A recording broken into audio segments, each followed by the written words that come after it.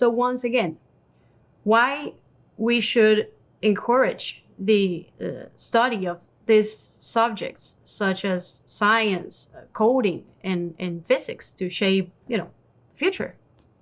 If you want to provide prosperity to 8 billion people in the world, if I was speaking to anybody, anyone starting their life or their education, or family said, what should we teach our children in order to make them prosperous?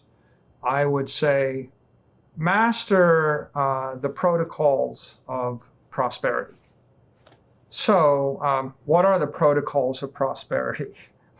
One of them certainly is math and physics and engineering, right? Those are the science protocols of prosperity.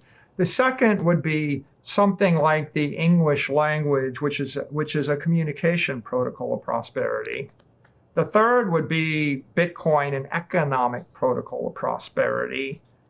Let's come back to the science protocols. Why are they so powerful? Well, because the laws of physics apply without prejudice or bias, everywhere on Earth simultaneously all the time. And so they're not subject to political distortion and ideological distortion.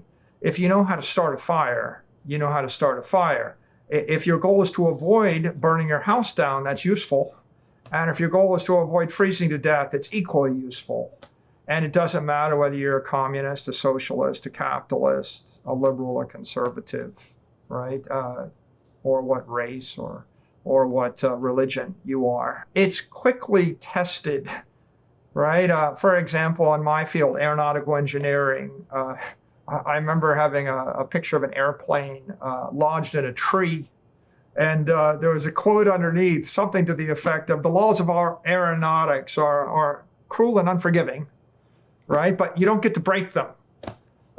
If you build a plane and you don't build it correctly, it crashes and it burns. And there are no irrational aircraft engineers, or at least there aren't irrational ones for very long. You can't get away with something which isn't truthful for very long in the engineering discipline. So I think mastery of physics, mastery of mathematics, they're useful, they're truthful, they're hard, but they're critical to life. If you wish to not starve to death, if you wish to not crash into the ocean, if you wish to not sink your ship, try rowing across the ocean by yourself, and then you'll realize that, an internal combustion engine in the ship would be useful, not running out of fuel, knowing how to calculate how much fuel you need in order to get across the ocean and how much water you need to get across the ocean, and the center of balance, of the ship. All those things would be matters of life or death. Having said all that, they're useful protocols, but they're not the only protocol. For example,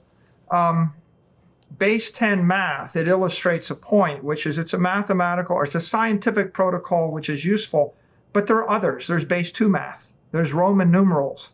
There's base 16 math, hexadecimal math.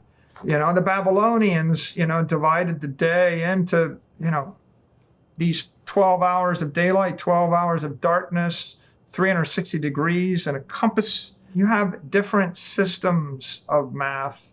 And so why do you want to learn one?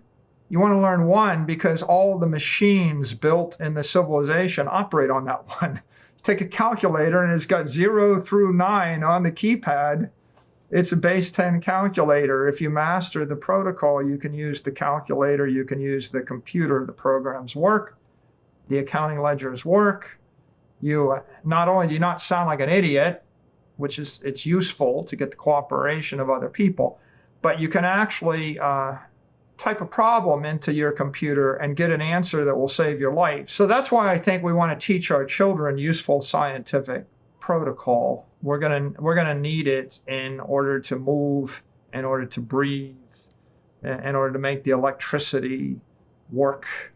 And of course, Faraday gave us, in essence, the laws of electromagnetics, and electricity is electromagnetic energy. Not the only form of energy. There's acoustic energy, sound, there's potential energy, there's nuclear energy, there's a lot of forms of energy. John D. Rockefeller gave us, in essence, chemical energy in the form of a barrel of petroleum. But the magic of electromagnetic energy, right, is it's clean, it's very efficient. You can put it into your house, put it into your plane, put it into your ship. You can build appliances with it. You can, perhaps wear it on your wrist. You can transmit it through the atmosphere. And of course, everybody, all of modern civilization was profoundly affected by it. People were profoundly fearful of it when that new technology was developed. But every corporation that resisted it became obsolete. And it's just a reminder that when new technology arrives for channeling energy, you have to master it in a responsible fashion. You can't live in fear of it. Even though the word in the English language for an encounter with technology that is painful and unexpected is shocked. So when you touch an electric wire, it shocks you, right? It can electrocute you, it may burn your house down, may start a fire. It's a very scary thing. We're shocked. But in fact, as you pointed out, half of the civilization is based upon overcoming this fear and mastering a new technology for good, as opposed to, cowering in fear of the new and resisting it. Hey, thanks for watching. Don't forget to give this video a like and hit the subscribe button below.